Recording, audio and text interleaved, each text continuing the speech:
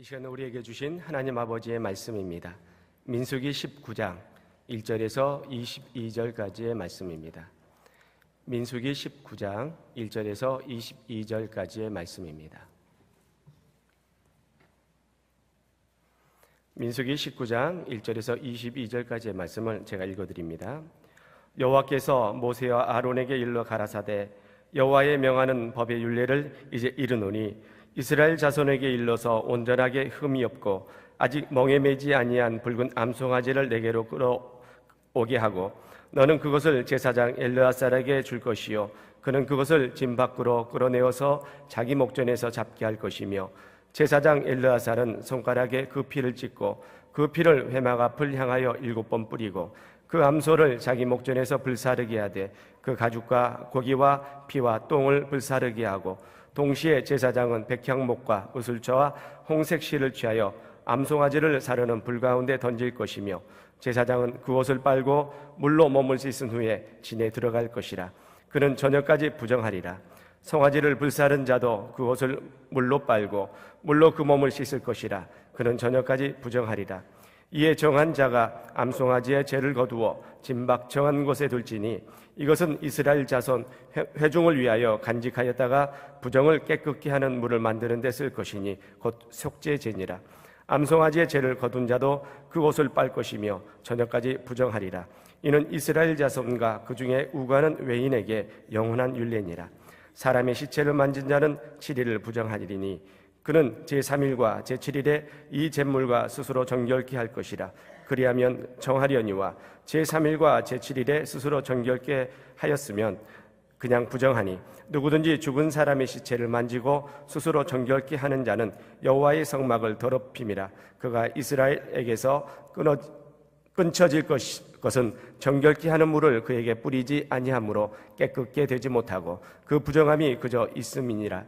장막에서 사람이 죽을 때의 법은 이러하니 무릇 그 장막에 들어가는 자와 무릇 그 장막에 있는 자가 7일 동안 부정할 것이며 무릇 뚜껑을 열어놓고 덮지 아니한 그릇도 부정하니라.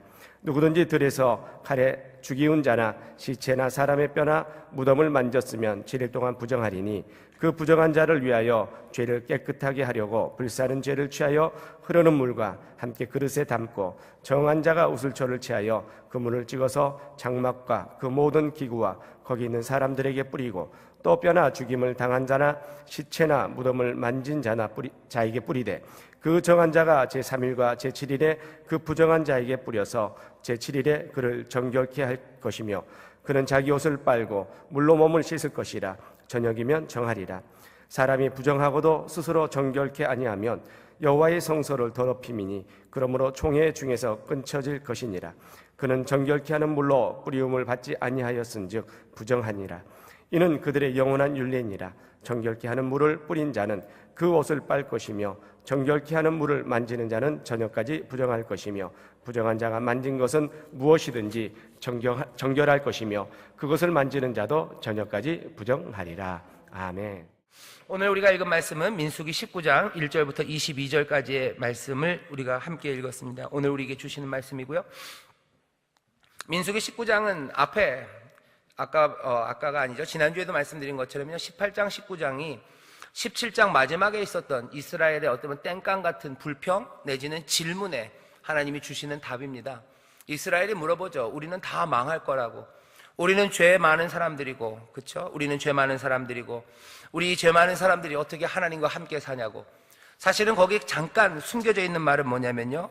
하나님 여호와의 성막에 가까이 가면 우리는 다 망해요. 왜? 하나님이 이제 봤더니 어떤 하나님이세요? 만만치 않은 하나님이신 걸 이스라엘이 안 거예요. 이스라엘이 압니다. 만만치 않아요. 우리는 그냥 슬슬 대해도 될 줄 알았어요. 성막, 거기에 하나님이 제사장들만 드리라고 그랬는데 가만 보니까 아론이나 내나 비슷비슷한 것 같고 아론의 아들들보다 여기 고핫 자손의 아들 어쩌면 고라가 더 똘똘했는지도 모릅니다. 고라가 내가 보니 비슷한 것 같아요. 이거 어차피 가서 그냥 소잡아 드리는 거고 이거 드리는 거고 이거 멋지게 하나님 앞에 드리는 거 내가 더 잘할 수 있을 것 같은데 하나님이 그렇게 여호와가 말씀한다고 그게 괜찮을 것 같죠. 괜찮을 것 같고 그냥 만만히 대해도 될 것 같고 여기 이 이스라엘이 하나님 앞에 그렇게 다가갔어요. 다가간 결과는 참혹합니다. 땅이 입을 열어서 몽땅 다 삼키질 않나. 그리고 화로에서 불이 나와서, 향로에서 불이 나와서 사람들 250을 태워요. 그리고 14,800이나 되는 사람들을 하나님께서 죽을 병으로 치십니다. 두려워요. 하나님이 만만할 줄 알았는데 이게 아닌 거예요. 그러니까 이 사람들이 말하는 겁니다. 우리 이제 다 망하게 됐다는 거죠. 우리가 그렇게, 아마 우리는 계속 이렇게 살 것 같고, 우리는 이 생각이 그렇게 잘못된 것 같지도 않은데, 하나님이 이렇게 갑자기 훅 하고 화를 내시고, 이렇게 분노가, 그리고 진노가 심각한 하나님이라면 우리는 어떻게 하나님과 살겠냐는 거예요. 우린 다 망할 거라고, 망하게 됐다고, 갈 때마다 다 죽는데 우리가 살겠냐고. 여기 17장 12절부터 13절에 이 이스라엘이 불평하고 또 질문을 합니다. 이스라엘이 본 거는 제대로 본 거예요. 몇 번을 말씀드립니다. 하나님이 진노하시는 하나님이라는 사실을 깨닫죠. 하지만 진노하시는 하나님만 있는 건 아니에요. 16장부터 17장까지 그 진노 가운데도 하나님의 은혜가 곳곳에 스며져 있어요. 하나님은 은혜로우셔요. 18장부터 19장은 그 은혜의 하나님이, 하지만 진노하시는 그 하나님이 이 백성들과 함께 살기 위해서 백성들의 질문에 대답합니다. 너희의 죄가 있고 너희의 부정함이 있어요. 그럼에도 불구하고 나와 함께 살 수 있고, 나와 함께 살 뿐만 아니라 내 이 거룩한 성막, 그리고 이 제단에 와서 나에게 예배하고 나의 은혜를 받을 수 있는 방법, 그 방법을 알려주십니다. 18장 앞에는 제사장들에 관해서 얘기해요. 제사장과 레위, 그리고 그 성막과 그 제단을 지키는 일에 대해서 이야기를 해요. 19장은 이제 그 제단에 있었던 일들을 점점 더 일상으로 펼쳐내십니다. 제단을 잘 지켜야 돼요. 하지만 19장은 제단만이 아니에요. 일상에서의 부정이 해결돼야 합니다. 백성들은 그 죄와 부정을 어떻게 해결할까? 어떻게 거룩하신 하나님과 함께 살 수 있을까? 어떻게 진을, 그죠? 우리가 살고 있는 이 진을 정결하게 유지할까? 거기에 대한 대답입니다. 정결은 어떻게 이루어질까? 너희들 안에 있는 실수들, 그리고 너희들 안에 있는 그 부정한 것들, 그리고 불의한 일들이 있는데, 불의한 사람들은 어떻게 하나님과 함께 살까요? 불의한 사람들은 어떻게 하나님의 은혜를 누리며 살까? 불의한 사람들, 우리 안에 실수도 많고, 그리고 우리 안에 악한 것도 많은데 거룩한 하나님과 함께 살 수 있을까죠? 하나님은 우리에게 선물만 주시는 하나님이 아닌 것을 여기 민수기의 이스라엘 백성들은 알아요. 오늘 우리도 알아야 합니다. 하나님, 우리 아버지가 우리에게 은혜를 베푸시고요, 우리의 모든 것들을 책임지시고 우리의 아버지가 되셔서 우리에게 풍성한 사랑을 주셔요.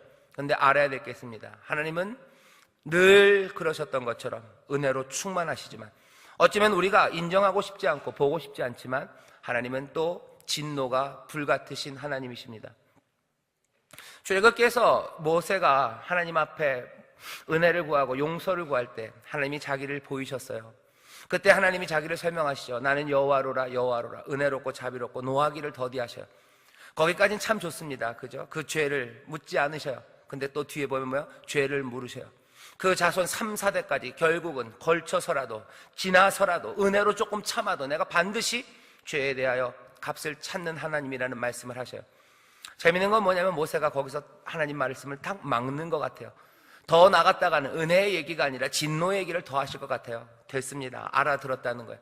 하나님은 은혜로우시고 자비로우시지만 또 노하기를 더디하시지만 죄를 분명히 갚는 하나님이라는 것을, 그 은혜의 자리, 금송아지를 바치고 그것들을 용서하시는 하나님, 그 자리에서도 분명하게 밝히십니다. 오늘 우리가 알아야 돼요. 하나님은 우리를 사랑하셔서 우리에게 모든 것들을 내주시는 은혜의 아버지예요. 하지만 하나님도 진노하시고 그 부정한 것들을 그냥 두지는 않으십니다. 오늘 설교의 제목이 그래서요, 반드시 죄의 문제가 해결되어야만 합니다. 반드시 해결되어야만 합니다. 왜 그러냐면 이 부정하다는 것, 그리고 죄는요 치명적이에요. 그리고 굉장히 위험합니다. 굉장히 위험해요.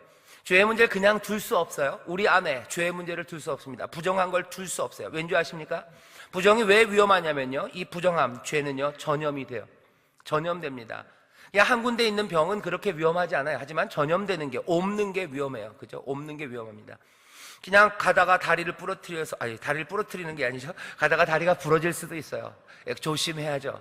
하지만 다리 부러진 게 그렇게 위험하진 않아요. 하지만 독감, 이거 위험합니다. 왜 위험해요? 왜 사람들이 긴장하죠? 다른 사람들 다리 부러지면 여러분들 긴장하십니까? 아, 내 다리도 부러질까? 그건 별로 긴장 안 해요. 가서 만지고 기도해줘요.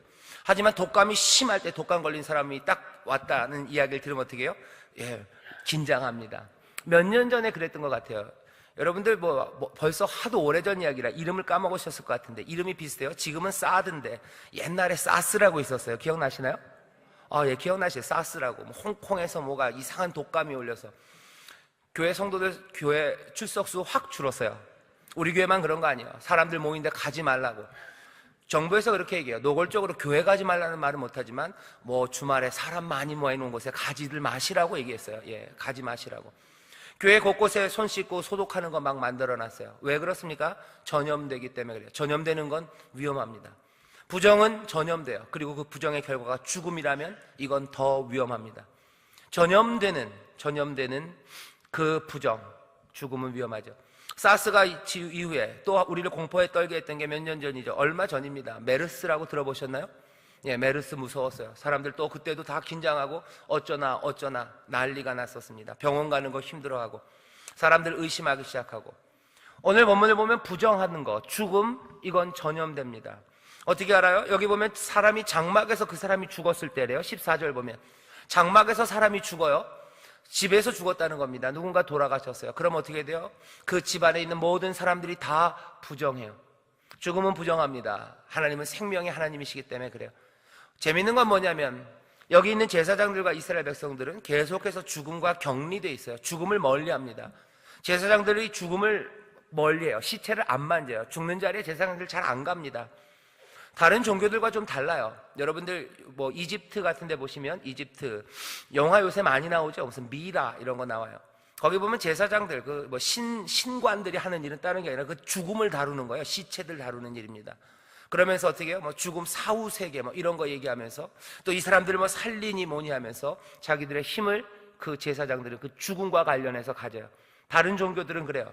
하지만 적어도 여기 구약 성경은 다릅니다. 제사장들은 죽음을 다루지 않아요. 죽음의 비즈니스를 하지 않습니다. 죽음을 통해서 뭔가를 얻어내고 그것들을 통해서 뭔가를 만들어내려는 시도들은 하지 않아요. 왜? 하나님은 산자의 하나님이에요. 아브라함과 이삭과 야곱의 하나님, 나는 산자의 하나님이라고 말씀하셔요. 그렇다고 죽는 사람들은 다 잘못, 아니요, 거기서 끝이에요. 그건 하나님 앞에 맡겨요. 우리는 하나님이 주신 생명과 관련이 있어요. 죽음은 그래서 부정합니다. 그 부정함은 만만치 않아요. 이건 전염돼요. 한 사람이 죽으면 그 사람에서 끝난 거 아니에요. 집 안이 몽땅 다 부정합니다. 심지어는 뭐까지? 그릇까지 부정해요. 뚜껑을 덮어놓지 않은 그릇은 그 그릇마저 부정해요. 뚜껑이 열렸기 때문에 그거랑 똑같아요. 닫혀있으면 그래도 전염이 안 되는데 열려있기 때문에 다 그 부정한 것들이 옮아왔다고 생각하는 거예요. 부정은 전염됩니다. 여러분들 전염되는 것들이 많아요. 그죠? 하품도 전염됩니다. 옆에 사람이 하품하면 이상하게 옆에 사람이 하품해요. 하품이 전염된다고 해서 그렇게 큰 문제는 아니에요. 어떤 건 전염되면 좋은 것도 있어요. 웃음도 전염되죠. 옆에 사람 웃으면 또 옆에 사람도 같이 웃어요. 전염되면 좋은 것도 있고 별 위험하지 않은 것 있는데 부정은 위험합니다. 전염되면 굉장히 위험해요. 죽음이 위험하게 전염됩니다. 이건 그냥 우리의 삶을 봐도 알아요. 부정한 거, 죄는 쉽게 전염됩니다. 친구 따라 강남 간단 말이 있어요. 친구 따라 강남 가요. 한 사람의 부정함이 그냥 거기서 멈추지 않아요. 한 사람 다리 부러진 것과 다릅니다. 이건 바이러스 같아요. 이건 전염됩니다. 한 사람이 나쁜 말 하기 시작하면 옆에 있는 사람 같이 나쁜 말해요. 한 사람이 비난하기 시작하면 같이 비난하기 시작해요. 이상하게 선한 것은 잘 전염되지 않습니다. 그건 참 어렵습니다. 하지만 부정한 것은 아주 쉽게 전염됩니다. 건강이 전염됐으면 좋겠어요. 그죠? 건강한 사람 옆에 있으면 건강했으면 좋겠는데 그런 일은 참 어려워요. 하지만 전염병이 있는 사람들 옆에서 전염되는 건 참 쉽죠. 부정은 아주 쉽게 전염이 돼요. 하지만 이 전염이 그렇다고 해서 만만하지가 않아요. 이건 위험합니다. 위험한 전염이에요. 왜 그런지 아십니까? 이 사람들은 모두 다 하나님과 함께 살아가야 되기 때문에 그래요. 이 진 안에 부정은 전염돼요. 이 전염되는데 부정한 것은 하나님과 함께 살 수 없습니다. 이스라엘도 알아요. 그렇게 되면 우리는 다 망한다고. 부정한 것은 하나님 앞에 나아갈 수 없습니다. 하나님 앞에 나아갈 수 없고 하나님과 함께 할 수 없어요. 그런데 부정이 전염된다면 하나의 부정, 하나의 죄는 굉장히 위험한 거예요. 그 사람 혼자의 문제가 아닙니다. 그 사람 혼자의 문제가 아니에요. 왜? 부정은 전염되기 때문에 그래요. 우리는 하나님이 계시는 그 진영, 그 한가운데 하나님을 모시고 살아요. 우리가 하나님과 함께 산다고 하면서 우리 이 공동체 안에, 이 진 안에 부정이 있다는 것, 이건 위험하죠. 전염 때문에 그렇습니다. 믿는 사람들에게 특별히 더 위험해요. 왜? 믿는 사람들은 늘 하나님 앞에 나아가야 되죠. 부정한 자가 성막에 접촉하면 어떻게 됩니까? 죽습니다. 위험해요. 더 위험한 건 뭐예요? 그 사람만 죽는 게 아닙니다. 이스라엘은 여기 16장, 17장 그 사건들을 통해서 봤어요. 부정한 사람 고라만 죽은 게 아니에요. 고라와 그 가족들, 거기서 함께 있었던 사람들, 거기 있었던 모든 육축들, 재산들 몽땅 다 땅속으로 들어갑니다. 부정한 자가 성막에 접촉하면 그 사람만 죽는 게 아니라 여럿이 죽어요. 250명이 죽었어요. 향로에서 불이 나와 죽어요. 14,800명이 죽을 병으로 죽어요. 어떻게 보면 이상합니다. 부정한 사람 한 사람이 성막에 가서 그 제단을 만졌으면 그 사람이 하나님 앞에 와서 걔만 죽으면 되는 거 아닙니까? 여러분들, 하나님은 인격적인 하나님이셔요. 하나님은 무슨 뭐죠? 뭐라 그래야 되죠? 무슨 위험한 물건이 아니셔요. 위험한 물건이 아니에요. 여러분들 그 전기 한번 만져보신 적 있으신가요? 저 어렸을 때 호기심에 문을 여는 게 있어요. 밖에서 문을 열면 언제부턴가 안에서 문을 여는 그 기계들이 만들어졌죠. 근데 그걸 한번 열어보고 싶어요. 손으로 이렇게 누르면, 손으로 꾹 누르면 저 문이 열릴까 궁금하더라고요. 그래서 그걸 한번 꾹 눌러봤어요. 눌렀더니 야, 몽둥이로 맞은 것 같아요. 와! 그래서 꽝! 제 동생은 아무 문제 없습니다. 저만 그래요. 그죠? 전기에 제가 손을 댔어요. 자격 없는 놈이 손을 댔어요. 그랬더니 그렇게 됐어요. 그때 100볼트였으니까 별 문제 없었지. 아마 220볼트였으면 더 많이 아팠을 텐데. 어쨌든 그렇게 위험한 일을 했어요. 만질 수 없는 것들 만지면 그 사람만 아파요. 왜? 그냥 전기이기 때문에 그래요. 하지만 하나님은 다릅니다. 하나님은 뭐예요? 부정한 자가 하나님 앞에 나왔을 때 하나님 뭐 하시는 거예요? 진노하시는 거예요. 진노하시는 거예요. 하나님은 무생물이 아니셔요. 그냥 만지면 거기에 대해서 바로 결과가 올 수 있습니다. 하지만 하나님은 그런 분 아니셔요. 하나님이 인격적인 분이시죠. 인격적인 분이시기 때문에 어떻게 돼요? 진노가 있어요. 하나님은 진노하시는 거예요. 그 진노는 그 사람에게만 아닙니다. 하나님 화내셨는데. 여러분들 집에서 보면 알아요. 자꾸 아빠들 하면은 죄송합니다. 아빠 말고 엄마를 작은 아들이 긁었어요. 아주 나쁘게 했어요. 그러면 엄마는 어떻게 합니까? 엄마는 작은 아들에게만 아니에요. 엄마는 진노해요. 진노는 어디로 가요? 남편에게 가요. 큰 아들한테 가요. 작은 딸한테 가요. 누구에게 가요? 같이 마당에 있던 강아지, 복돌이, 옆집에 있는 누구, 난리 납니다. 진노는 뭐예요? 그렇게 터져요. 하나님이 진노하시는 거예요. 하나님은 기계가 아니에요. 그냥 전기가 아니에요. 거기 22,000볼트가 흐르는데 부정한 자가 오면 절연체를 안 입고 와서 만지면 죽고 걔만 딱 죽고. 아닙니다. 하나님은 진노의 하나님이에요. 인격적인 하나님이에요. 하나님이 인격적이라는 것은 사실은 우리에게 복이고 우리에게 소망입니다. 하나님은 자판기가 아니시기 때문에 인격이시기 때문에. 자판기는 어떻게 돼요? 100원 넣으면 100원어치만 딱 나와요. 아래 2층에 오면 자판기가 있습니다. 거기 가면 제가 자판기로 뽑아 먹어요. 담임 목사라고 그래서 거기다가 500원만 넣어도 1,000원짜리가 나오지 않아요. 전 딱 그만큼 넣어야 나와요. 하지만 인격은 달라요. 아래 하모니 카페 가면요, 가끔 제가 뭐 사러 가면요 더 주셔요. 더 주셔요. 왜? 담임 목사 왔다고. 그러실 필요 없는데 주셔요. 하나님의 인격이라는 건 우리에게 복입니다. 그죠? 우리가 딱 가진 대로 오는 거 아니에요. 기계적이지 않아요.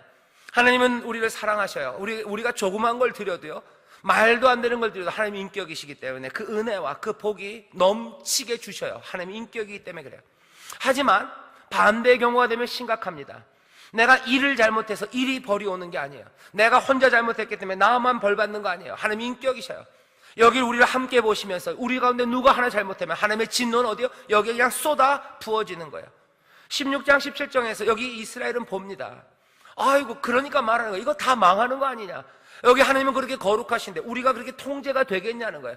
우리 안에 고라 같은 사람이 또 나올 거고 다단과 아비람 같은 사람 또 나올 텐데 얘가 또 그렇게 했다가 우리 다 죽어가는 거고, 그럼 또 그런 사람 또 나오고 몇 명 더 나오면 우리는 시도 찾아볼 수 없을 만큼 다 망하는 거 아니냐고. 하나님에 대해서 정확하게 이해합니다. 그리고서는 그 이해에 대해서 하나님이 대답하시는 거예요. 부정, 그건 전염돼요. 전염되기 때문에 너무 위험해요. 게다가 여기 인격의 하나님이, 진노하시는 하나님이 있기 때문에 더 위험합니다. 부정한 거, 이것들은 그냥 두고 볼 수 없는 일이에요. 가만히 감춰놓는다고 숨겨지지 않습니다. 감춰놓는다고 안 돼요. 왜? 이건 전염돼요. 장막 안에서 한 사람이 죽으면 그 집안에 있는 모든 사람들이, 심지어는 뚜껑 열어놓은 그릇마저도 전염된대요. 부정은 전염된다고 분명하게, 죄는 전염된다고 분명하게 말씀하시는 거예요.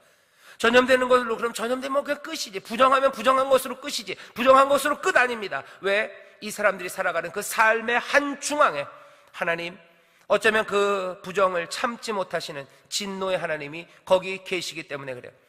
하나님과 함께 살려면, 적어도 전제는 그렇습니다. 하나님과 함께 살아가려면, 하나님을 모시고 살아가려면, 하나님의 보호하심과 은혜 가운데 그 충만한 삶을 누리며 살아가려면 우리는 어떻게 이 부정의 문제를 해결해야만 합니다.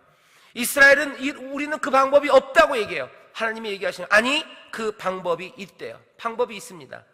해결하는 방법은 뭡니까? 이렇게 얘기하시죠. 오늘 본문이 그 해결의 방법을 알려줘요. 붉은 송아지를 잡으래요. 붉은 송아지가 뭔지 궁금합니다. 전 본 적이 없어요. 여러분들 붉은 송아지 보신 적 있나요? 없죠?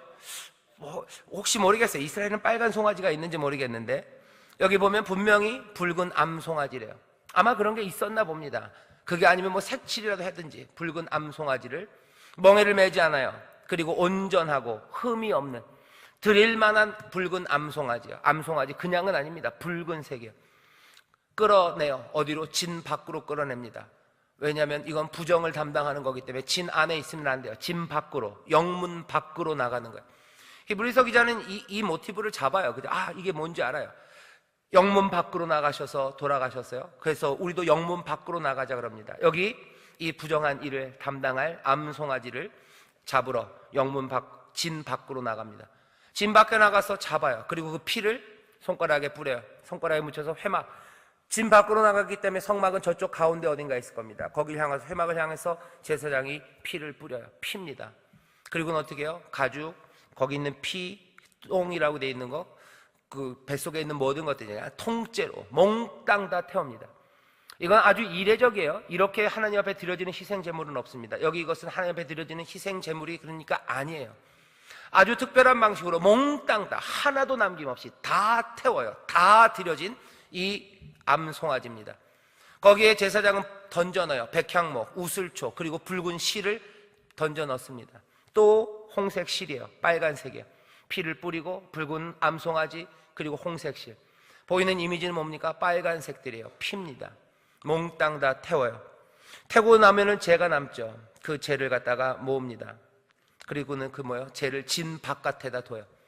진 바깥에다 두는 이유는 뭡니까? 이제 사람들이 부정한 일들이 생길 때마다 진 밖으로 나와요. 진 밖으로 빨리 나와야 됩니다. 진 안에 오래 거하면 안 됩니다. 전염되기 때문에 그래요. 밖으로 나가서 어떻게 정결케 하는 물을 만듭니다. 물에다가 그 재를 타요. 그 재를 타서 그 물로 자기를 씻는 겁니다. 그 물로 씻어요. 여기 정결케 하는 물, 그 물을 여기 하나님께서 이스라엘에게 부정을 해결하는 방식으로 주십니다. 여러분들 이 해결의 방법을 통해서 우리가 깨달아야 되는 게 몇 가지 있어요. 첫 번째는 이런 겁니다. 죄 그리고 부정이 있음을 인정해야 돼요. 죄와 부정이 있음을 인정해야 됩니다. 진 안에서 그냥 돌아다니면 안 돼요. 내가 부정했습니까? 내가 시체를 만졌습니까? 대부분의 경우 그 예로 나와 있는 뒤쪽에 있는 것들은요, 아마 집안에서 장례를 치렀을 때라도 마찬가지라는 거예요. 내가 시체를 만졌을 때 마찬가지예요. 내가 무슨 부정했을 때는 그냥 진 안을 돌아다니면 안 됩니다. 그러면 내 부정에 대한 인정이에요. 내가 부정하다는 것을 인정하고요. 또 하나는 우리 안에 부정함이 있다는 것에 대한 인정입니다. 우리는 다 잘난 사람들이 우리 안에 무슨 죄가 있어, 부정 그거 괜찮아, 몽땅 다 해결할 수 있어. 아니요, 해결 안 돼요. 진 안에서 해결 안 됩니다. 그리고 우리 안에 아무 문제 없다고 뻗팅기는 거 위험합니다. 그렇게 뻗팅기고 살아가다가 어떻게 되는 거예요? 성막 그것들을 더럽혀요. 하나님 앞에 거룩함 그것들을 무너뜨립니다. 그럼 어떻게 돼요? 이스라엘이 말했던 것처럼 망합니다. 죽습니다. 부정이 그냥 거기 남아있으면 안 돼요. 내 부정을, 그리고 우리의 부정이 있음을 인정해야 합니다. 요한 1서에서도 같은 말을 하셔요. 사람들이 가끔 죄가 없다고 얘기하는데 요한 1서에서 요한을 통해서 하나님이 이렇게 말씀하십니다. 만일 우리가 죄 없다 하면 스스로 속이고 또 진리가 우리 속에 있지 아니할 것이요, 만일 우리가 우리 죄를 자백하면 저는 미쁘시고 의로우사 우리 죄를 사하시며 모든 불의에서 우리를 깨끗하게 하실 것이요, 만일 우리가 범죄하지 아니하다 하면 하나님을 거짓말하는 자로 만드는 것이니 또한 그의 말씀이 우리 속에 있지 아니하니라. 우리가 죄가 있음에 대한 인정입니다. 우리가 부정하다는 것에 대한 인정이에요. 이거 받아들이기 참 어렵습니다. 부정하다는 거 인정하기 어렵고요. 또 뭐가 어려운지 아세요? 내가 부정하지만 그래도 살 수 있다고 우기는 거예요. 그래도 살 수 있다고 우겨요. 그죠? 나도 그렇고 우리 안에, 우리 공동체 안에 우리 안에 죄가 있는 거, 부정하다는 거 인정하기 어려워해요. 아니 또 인정한다고 해도 그래도 살 수 있다고 우깁니다. 살 수 있어요. 오늘 본문이 우리에게 얘기해 주는 거면 아니 그렇게는 살 수 없다예요. 살 수 없다. 굉장히 위험하다. 뭐 그냥 말로는 굉장히라고밖에 표현이 안 되면 진짜 너무너무 위험하다. 적어도 이스라엘 안에서 다 망한다는 거야. 다 망한다. 이스라엘은 그걸 눈으로 본 겁니다. 다 망한다. 어찌합니까? 벌벌 떨고 있어요. 여기 이 죄의 문제에 대해서 해결이 우리에게 주어지는데 그 해결책을 너무 가볍게 그냥 엑스트라로 하나 주머니에 더 넣어놓는 걸로 가끔가다 필요할 때 쓸 수 있는 것으로 아닙니다. 집 밖에 있는 그 암송아지의 죄는 그냥 있으나 마나 가끔가다 나가서 그냥 한번 할 수 있으면 하고 기회가 되면 한번 나가고 아니요. 여기 진 안에 있는 자들은 자기의 부정이 발견될 때마다 그리고 부정이 있을 때마다 그 진 밖으로 속히 달려나가야 합니다. 붉은 암송아지로 죄를 만들어서 진 밖에 둬요. 우리에게 죄와 그리고 부정이 있음을 인정하기 때문에 그것들을 알기 때문에 어떻게 되는 거예요? 준비되어 있는 거예요. 이게 두 번째입니다. 뭔가 해결책은 준비되어 있어요. 준비되어 있습니다. 하나님은 늘 그러신 것 같아요. 하나님은 어떤 하나님이요? 여호와 이레 준비하시는 하나님이에요. 어떤 준비입니까? 우리에게 은혜 베푸실 준비예요. 우리를 살게 하실 준비를 하셔요. 처음서부터 그러셨어요. 세상을 만드시고 천지를 창조하셔요. 뭐 하시는 겁니까? 어떻게 보면 여호와 이레예요. 마지막 날에 사람을 만드시고 그 모든 것들을 맡기셔요. 모든 것들을 준비하시고 사람을 거기 두십니다. 동산을 만드시고 에덴 동산을 만드시고 사람을 거기에 두셔요. 하나님은 이상하게도 우리를 이상하게 사랑하셔요. 이해할 수 없게 사랑하셔요. 그리고는 어떻게 하셔요? 하나님은 일에 준비를 하셔요. 사랑하는 사람을 위해 준비합니다. 하나님은 그런 하나님이신 것 같아요. 아마 이것들은 사랑이라고 얘기하는 거죠. 여러분들도 그런 경험들 많으실 거예요. 사랑하는 자들을 위해서 여러분들은 뭐 하셔요? 준비하셔요. 어떤 준비하십니까? 사랑하는 사람들을 위해서 맛있는 음식을 준비하실 때 있고요. 또 사랑하는 사람들을 위해서 좋은 선물들을 준비하셔요. 어떤 때는 뭐요? 사랑하는 사람들을 위해서 얼굴을 준비하셔요. 옷을 준비하시고 사랑하는 사람들을 위해서 자녀들을 위해서 준비해요. 사랑하는 남편을 위해서 아내를 위해서 사랑하는 친구들을 위해서 준비합니다. 하나님 여기 사랑하셔서 이 죄의 문제, 부정의 문제가 얼마나 심각한지를 알아요. 그걸 어떻게 하십니까? 준비하시는 거예요. 준비해라. 죄가 있을 거예요. 이거 부정하기 어렵습니다. 아니라고 우길 수 없습니다. 하나님이 준비하라고 그래요. 암송아지 죄 준비해놔라. 너네들 이 회막안에 이제 죄 지은 사람이 하나도 없을 거다. 하나님 그렇게 생각하지 않으십니다. 죄가 있고 부정이 있을 거예요. 왜? 죽어가는 사람이 있고 여기 그 전염으로 그 죄와 부정함이 전염되는 사람이 분명히 있을 거라 아셔요. 있을 걸 아시니까 어떻게 하시는 겁니까? 준비하시는 거예요. 준비 안 해놓으면 이 사람들은 죽습니다. 망합니다. 이 사람들을 살리기 위해서 은혜로 살리기 위해서 사랑하셔서 뭐 하시는 거예요? 준비하시는 거예요. 암송아지를 준비하셔요. 여러분들 어디선가 들어본 말입니다. 이건 뭐예요? 우리를 위해서 구속을 위해서 우리를 구원하시기 위해서 우리에게 생명을 주시려고 죄로 인하여 죽을 수밖에 없는 우리를 정말로 살게 하시려고 하나님 어떻게 하시죠? 여호와 이레 준비하셔요. 그 산이에요. 그 모리아 산에서 준비하셨어요. 그 양을 준비하신 것처럼 아무리 말해도 알아듣지 못하고 죄의 문제를 해결하지 못하고 어쩔 줄 몰라 죽어가는 사람들을 위해서 어떻게 하십니까? 하나님은 어린 양을 준비하셔요. 자기의 아들을 속죄의 희생 제물로 준비하셔요. 대속의 제물로 준비하셔요. 이 하나님 늘 그러셨어요. 우리를 위해서 준비하시고 우리를 살게 하시려 은혜로 준비하십니다. 죄의 해결 방법은 뭔가? 우리는 죄에 대해서 인정하는 거예요. 그리고 뭐요? 하나님은 우리를 위하여 준비하십니다.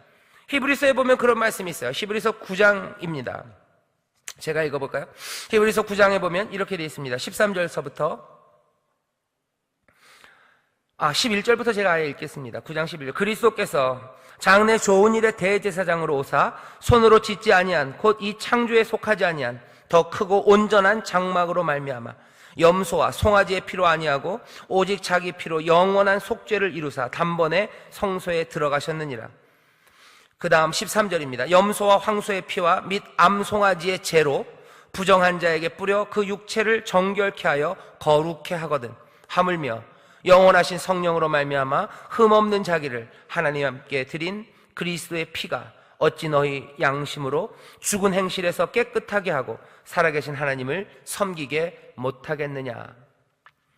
암송아지의 제로도 그 사람들을 거룩하게 했는데 여기 영원하신 성령으로 말미암아 흠없는 자기를 하나님 앞에 드린 그 그리스도 대제사장의 피가 어찌 너희를 죽은 행실, 그 부정한 것에서 깨끗하게 하지 못하고 살아계신 하나님을 섬기는 그 복된 삶을 새롭게 만들지 못하겠느냐? 히브리서 기자가 묻는 거예요. 그리스도의 피, 여기 이 암송아지의 죄처럼 하나님과 함께 살아가는 그 일을 가능케 하려고 죄 지을 수밖에 없고 부정한 일을 당할 수밖에 없는 우리를 위해서 준비해 놓으셨어요. 해결 방법은 뭡니까? 하나님의 은혜로 준비하게 하신, 그리고 또 우리의 죄를 인정하는 마음입니다. 이건 이제부터는 뭐가 돼요? 한 개인의 책임이고 공동체의 책임이에요. 여러분들 기억하셔야 돼요. 내가 사는 길이에요. 하지만 나뿐만 아니라 우리가 사는 길입니다. 이건 훨씬 더 책임이 무거워져요. 우리가 지금 읽고 있는 건 민수기입니다. 그죠? 민수기. 백성들의 수를 셌어요. 왜 셌어요? 얼마나 많은지 자랑하려고? 아닙니다. 한 사람도 빠짐없이 이 광야를 지나 저 약속의 땅에 들어가게 하시려고 하나님이 수를 세셔요. 한 사람도 남김없이 몽땅 다 가자 하는 거예요. 함께 가자요. 잘난 사람만 데려가렸으면 하나님이 벌써 데려가셨을 겁니다. 모세만 데리고 홀랑 가셨을 수도 있어요. 자격 따져서 자격 되는 사람들만 추리자. 그래서 가자. 그래서 갔으면 벌써 그 땅에 들어갔을 겁니다. 하지만 하나님은 아니에요. 모두 다 데려가고 싶으셔요. 모두 다 갔으면 좋겠어요. 하나님의 사랑이 그렇습니다. 진노의 하나님인 것 같지만 잊지 말아야 돼요. 은혜의 하나님이에요. 자비롭고 은혜롭고 노하기를 더디하시고 한 사람 한 사람 세상을 사랑하시고 나만 사랑하시는 게 아니라 한 영혼 한 영혼을 사랑하시는 하나님이에요. 몽땅 다 데려가고 싶으셔요. 모두가 그 안에 가기를 원하셔요. 신약에서 뭐라고 합니까? 하나님은 우리 모두가 다, 모든 영혼이 다 구원에 이르기를 원하신대요. 몽땅 다 구원받기를 원하신대요.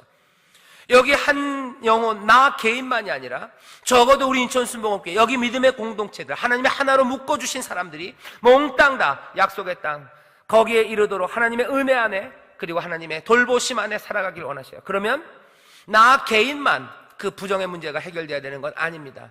내 부정이 전염된다는 걸 알아요. 그 전염은 하나님을 진노케 하고, 하나님의 진노는 두렵게, 어쩌면 우리가 통제할 수 없고 우리가 생각할 수 없는 정도로 펼쳐간다는 거 알아요. 은혜가 넘치는 것처럼 진노도 늘 넘칩니다. 진노도 늘 넘쳐요. 개인의 책임이에요. 그리고 공동체를 향한 내 책임입니다. 서로는 이 부정의 문제에 대해서 이야기해야 돼요. 잘못한 것들과 그리고 부정한 것들에 대해서 이것들을 해결하기 위해서 서로 기도하고 또 서로를 향해요. 심한 비난과 질책은 아닙니다. 하지만 여기 정결케 되는 그 길을 이야기해 줘야 돼요. 시체를 만진 사람이 그냥 머저시 돌아다니는데 가만두면 안 됩니다. 얘기해야 돼요. 정결케 하는 길이 열려 있어요. 집 밖으로 나가라. 거기 암송아지 재가 있다고 얘기하는 거예요. 거기 암송아지 재가 있고 거기 정결케 하는 물이 있어요. 재밌는 건 뭐예요? 3일 7일입니다. 수요 예배가 왜 수요일날 드리나 여러분들 궁금하시죠? 여기 조금 비슷한 대답이 있습니다. 3일째 그리고 7일째예요. 3일에 씻고 7일에 씻어요. 그래서 우리 기도하시는 분들이 요즘은 그런 말씀 많이 안 하시는데, 기도하다 보면 주일 이후로 3일 동안 죄로 인하여 부정하게 되고 죄 지은 우리들 다시 나왔다고 3일을 불러요. 여기 3일, 7일 아마 그 근거가 여길 겁니다. 가라, 나가라. 정하게 되는 길이 있다. 나가라는 거야. 너 부정하게 되었다. 이 부정은 전염된다고. 나가서 그 정결케 하는 물이 준비되어 있다고. 그 죄가 있다고. 거기서 씻고 7일이면 이제 정함으로 돌아올 수 있다고. 공동체를 지키기 위해서 말하는 겁니다. 말해야 돼요. 공동체가 함께 책임져요. 개인은 당연히 어떻게 해요? 사랑하는 마음으로 자기가 먼저 나가야 됩니다. 하지만 그렇게 안 나가는 사람을 향해서는 공동체가 책임이 있어요. 그래서 몽땅 이 이야기를 하시는 겁니다. 이건 반드시 해야 되는 책임이고 어쩌면 소명이에요. 이게 정결함을 지키는 겁니다. 거룩함을 지키는 거예요. 레위기 19장에서 그러죠. 하나님이 거룩하니까 너희도 거룩해라. 거룩해라. 이거 명령입니다. 명령인 동시에 뭐예요? 소명이에요. 하나님의 백성들 어떻게 거룩하게 살아야 돼요. 그게 우리가 받은 사명입니다. 내 사명이 뭘까? 어디 멀리 가서 모르겠어요. 그거는 어떻게 특별하게 부른 사람들 가시면 돼요. 하지만 우리가 모두가 다 공동으로 한 사람도 남김없이 받은 소명은 뭡니까? 거룩함을 지키는 거예요. 거룩해라 하는 거예요. 어떻게 거룩해집니까? 너무 너무 복잡하게 생각하지 마세요. 이스라엘은 어떻게 했어요? 3일째, 7일째 내 부정함을 인정하고 하나님이 은혜로 준비하신 그곳에 나가 자기를 정결케 씻는 겁니다. 씻는 거예요. 우리는 어떻게 해요? 우리도 마찬가지예요. 우리의 거룩함을 어떻게 지킵니까? 우리도 죄 없다 하지 말고, 요한 1서에서 요한이 그러죠. 너희가 죄 없다 하면 거짓말하는 거래요. 너희가 죄 있다, 잘못한 거 인정해라. 저는 미쁘시고 의로우셔요. 너희가 너희 죄를 자백하면 너희를 용서하신다. 우슬초로 닦게 하신대요. 우슬초로 닦게 하신대요. 죄와 부정에서 우리가 완전하게 자유로울 수는 없습니다. 그러니까 어떡하라고요? 체념합니까? 어차피 죄와 부정, 세상에는 시체가 나오죠. 그죠? 죽는 사람 생깁니다. 장막에서 죽는 사람 생겨요. 부정한 것들 만질 수밖에 없어요. 예, 죄와 부정, 우리는 그 가운데 삽니다. 그러니 거기서 자유할 수 없는 우리는 그냥 체념하고 죄와 부정으로 살겠다고 그렇게 얘기합니까? 아니요. 그렇게 얘기할 수 없는 이유는 뭐예요? 적어도 여호와가 함께, 하나님과 함께 살아가는 사람들은 그렇게 이야기할 수 없습니다. 하나님이 안 계시다면 몰라요. 그냥 세상이 그러니 그렇게 살지 몰라요. 하지만 하나님이 우리의 하나님이 되고, 그리고 우리가 하나님의 백성이라고 말하는 사람들, 주는 우리와 함께 하시고 우리는 주와 함께 산다고 사는 사람들은 그렇게 체념하며 살 수는 없습니다. 왜요? 그건 너무 위험해요. 이스라엘이 알아요. 그러면 다 망하는 거예요. 어쩌면 세상 사람들보다 먼저 망할 겁니다. 세상 사람들보다 먼저 죽을 겁니다.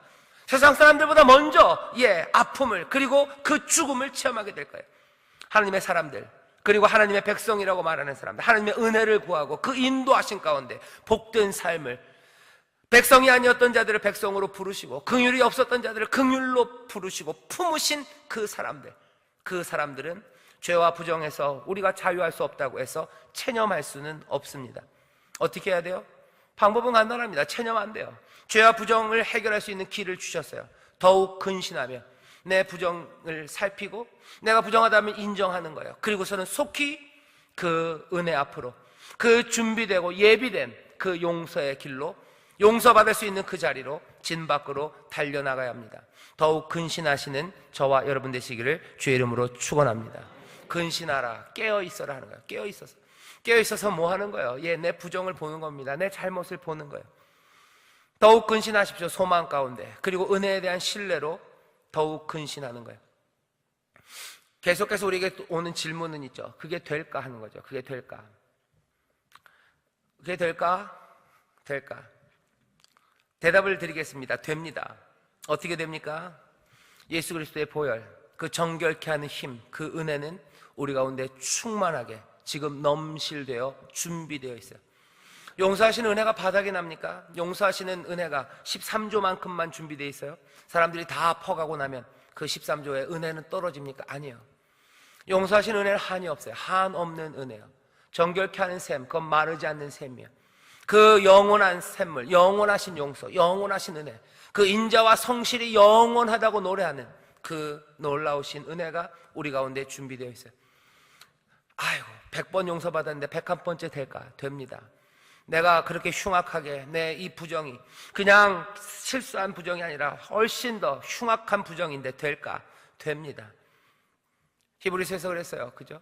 암송아지, 그리고 그 염소, 그 피로도 거룩하게 되었는데 그 흠 없이 성령의 충만하신 그 인도하신 가운데 자기를 내어드린 그 대제사장의 피가, 그 그리스도의 피가 너희를 정결케 하지 못하겠느냐 묻는 거예요. 내가 어떻게 세게 용서를 구해야 됩니까? 아니요, 그렇지는 않아요. 하지만 용서하고 깨끗게 하시는 건 뭡니까? 암송아지의 재, 그것들이 섞인 정결케 하는 물이 깨끗하게 해요. 우리는 뭐 하면 돼요? 거기 가서 씻으면 돼요. 그걸로 3일째 씻고 7일째 씻으면 됩니다. 나에게 달려있는 거 아니에요. 용서 안 받는 건 나에게 달려있는 거 아니에요. 주가 그 용서하실 수 있는 은혜로 준비되어 계셔요. 여호와 이래, 주는 지금 준비하고 계셔요. 무슨 준비? 우리를 정결케 하실 준비, 우리를 용서하실 준비는 다 끝내셨어요. 그 은혜로 품고 은혜로 새롭게 하시려고 지금도 우리를 기다리셔요. 어디서? 영문 밖에서 기다리십니다. 그 죄는 거기 있어요. 그 은혜의 물은 거기에 있어요. 사람들은 어떻게 합니까? 그 앞에 나오면 돼요. 나를 살펴보면 내 부정함을 발견하고 나가면 됩니다. 문제는 뭐예요? 내 부정함이 잘 보이잖아요. 그죠? 그냥 나는 다 잘난 것 같고 나는 잘못 없는 것 같고 쟤랑 나랑 비교해보면 쟤보다는 내가 나은 것 같고 이 정도면 살만한 사람이고 내 부정함에 대한 인정이 어렵습니다.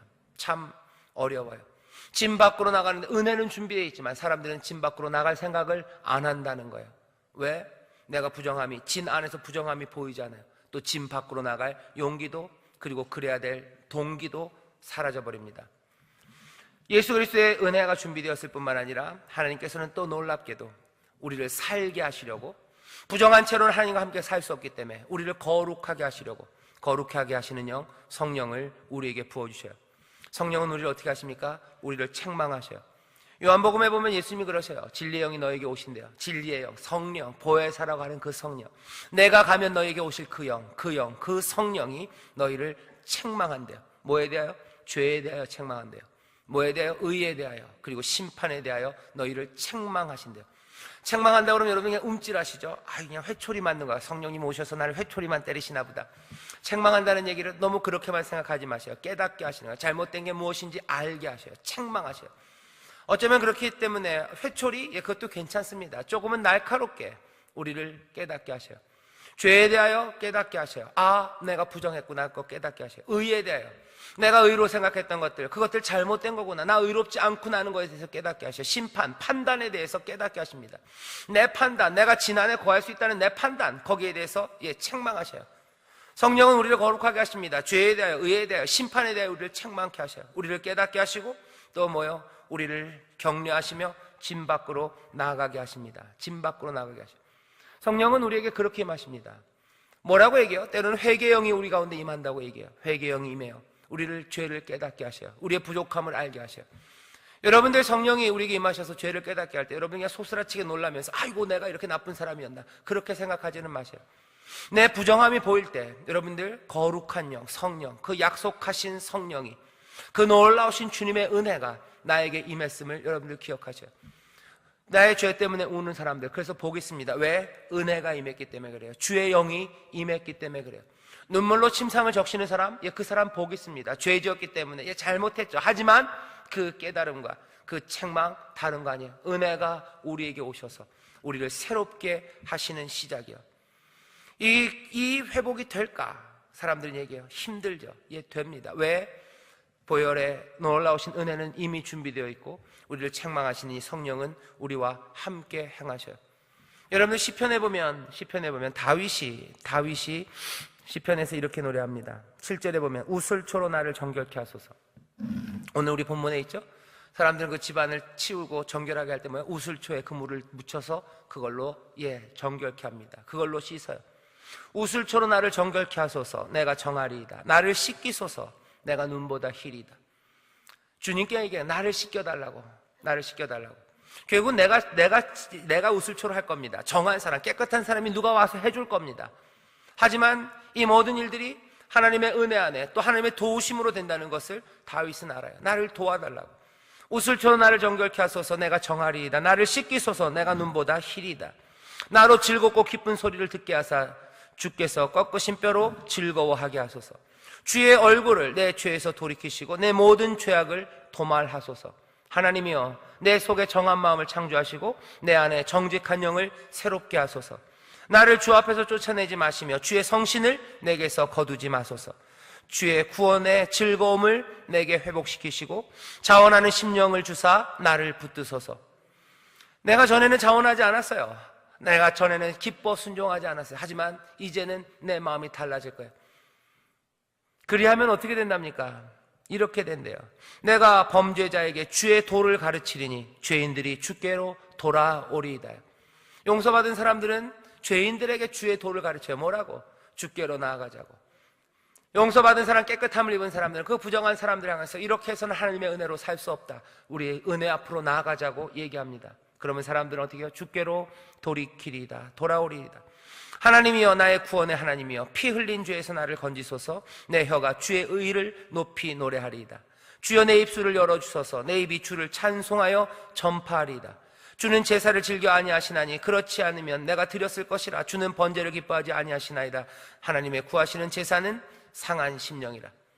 다윗은 그렇게 노래해요. 어쩌면 그 성막 앞에서 하나님 앞에 드려지는 제사보다 진 밖으로 나가서 우슬초로 자기를 닦는 그것, 하나님은 그것들을 더 즐겨 받으신다고 지금 노래하는 겁니다. 진 밖으로 나가는 그걸 발걸음이요, 그렇게 무거운 발걸음만은 아니라는 거예요. 나를 씻으러 나가는 그 발걸음, 하나님은 그 제사를 구하신다고. 상한 심령으로 나아가는 그 제사입니다. 하나님의 구하시는 제사는 상한 심령이라 하나님이여 상하고 통회하는 마음을 주께서 멸시치 아니하시리이다. 용서를 구하며 정결함을 구하며 진 밖으로 나가 우슬초를 바르는 그 사람들, 하나님이 그 사람들을 멸시하지 않으셔요. 너 부정했구나, 이 못난 놈. 하나님 앞에 나와서 송아지를 드리고 각을 떠서 하나님 앞에 태우는 그 제사, 그것만 받으시는 거 아니에요. 이건 제사라고 이름 붙여줄 수 없어요. 하지만 하나님이 받으시는, 구하시는 제사라고. 하나님은 그 마음을 받으신다고. 상한 심령, 상하고 통회하는 마음 주께서 멸시치 아니하시리이다. 주의 은택으로 시온의 선을 행하시고 예루살렘 성을 쌓으소서. 이 사람들이 예루살렘의 성을 쌓고 시온에서 선을 행합니다. 그때 주께서 의로운 제사와 번제와 온전한 번제를 기뻐하시리니 저희가 수소로 주의 단에 드리리이다. 이 사람들은 어떻게 해요? 이제 그 단에, 우슬초로 자기를 닦은 사람들은 기쁨으로 수소로, 그죠? 주의 단에 그 중심에 나아갑니다. 그래서 예배하기 시작하는 충만함이, 그 기쁨이 거기 있어요. 밖에는 여전히 상한 심령이죠. 그 죄를 부정하면 우슬초로 닦을 때 거기에 기쁨이 있는 건 아닙니다. 하지만 뭐라고요? 상한 심령이야. 그래도 하나님이 그 마음을 받으신다고. 그렇게 받으신 그 영혼들을 하나님께서 다시 회복시키시고 다시 새롭게 하시고 정하게 하신다고. 그래서 이 사람들은 하나님의 의의를 말하고 죄인들을 향하여 주께 나오라고 말하며 어떻게 감사로 주의 제단, 그 제단에 이제 수소를 드리게 된다고 다윗은 노래해요. 우리의 삶입니다. 반드시 죄의 문제는 해결돼야 돼요. 그게 해결되면 어떻게 됩니까? 하나님 우리에게 정하신 그 방식대로 해결되면 어떻게 돼요? 단지 죄만 해결돼서 끝나는 거 아니에요. 이 사람의 삶은 새 영, 감사가 충만하고 자원하는 마음이 충만하고 주의 은혜를 말하고 주 앞에 주의 제단으로 기쁨으로 달려나갈 수 있는 그 변화된 삶이 우리에게 주어집니다. 부정의 문제를 그냥 가만히 두고서는 이 기쁨을 회복할 수 없어요. 이 충만함이 회복 안 되는 거예요. 죄의 용서함을 구하는 게 그냥 내 안에 있는 죄를 씻는 것으로 끝난다. 하나님 그렇게 그렇게 단순하지 않으셔요. 하나님은 이 죄의 용서하는 이 길과 그리고 이 은혜를 통해서 우리를 다시 더 새롭게, 더 충만하게 기쁨으로 주 앞에 나오게. 그래서 하나님 앞에 더 감사가 충만하고 하나님의 은혜를 더 충만하게 하는 삶으로 하나님을 만드실 그 길을, 그리고 그 역사를 우리에게 이루시는 거예요. 용서함을 받기 위해 나가는 것, 그리고 자기를 살피는 것, 그것은 그냥 단지 도덕적인 무슨 수준에 이르기 위한 게 아닙니다. 하나님과 함께 더 복되고 충성되고 더 충만하게 살기 위한 그 방법이에요. 용서함을 구하는 상한 심령들, 그 사람들 하나님이 기뻐하셔요. 그 마음들로 그렇게 변화되는 자리로 나오라고 우리를 부르시고, 오늘 민수기 19장의 말씀을 통해서 이스라엘에게 그리고 우리에게 이 생명과 그리고 이 회복의 말씀을 주십니다. 이 말씀을 들으시고 내 안에 부정과 잘못한 게 있다고 너무 괴로워하지 마세요. 그 괴로움, 그 진노를 피하는 것에서 끝나는 거 아니에요. 하나님 우리를 더 높이 그리고 더 충만하게 이끄시려 하나님은 우리에게 주 앞에, 은혜 앞에 나오라고 우리를 부르시는 줄 믿습니다. 기도하겠습니다. 하나님 아버지 감사합니다. 우리 안에 부정이 있지만 하나님이 모든 것들을 합력하여 선을 이루게 하시는 하나님의 놀라우신 지혜와 그리고 그 은혜를 우리가 믿사오니 아버지 하나님, 죄 없다, 부정하지 않다, 아버지 하나님 핑계대고 변명하고 그냥 머물러 있는 자들 되지 말게 하시고 때로는 두렵고 떨리는 마음으로 아버지 하나님 속히 그 속죄의 자리로 나아가게 하여 주시옵소서. 성령님 우리에게 늘 깨닫게 하셔서 죄에 대하여, 의에 대하여, 심판에 대하여 책망케 하시고 책망하여 주시고 우리로 그것들을 깨닫게 하시며 그 은혜가 우리 가운데 이미 준비되어 있음을 보고 아버지 하나님 그 앞에 달려나가게 하여 주옵소서. 그곳에서 우리의 마음이 새로워지며 그곳에서 아버지 하나님 세상이 달라지며 그곳에서 하나님을 향한 감사와 아버지 하나님 그 놀라우신 은혜가 충만하게 임하는 줄 믿사오니 주여 이 은혜를 누리며 살아가는 주의 백성들 되게 하여 주시옵소서. 우리 가운데 있는 죄와 부정의 문제가 해결되기를 원하고 그렇게 해결될 줄 믿사오니 성령님 도와주옵소서. 감사드리며 예수님 이름으로 기도하옵나이다. 아멘.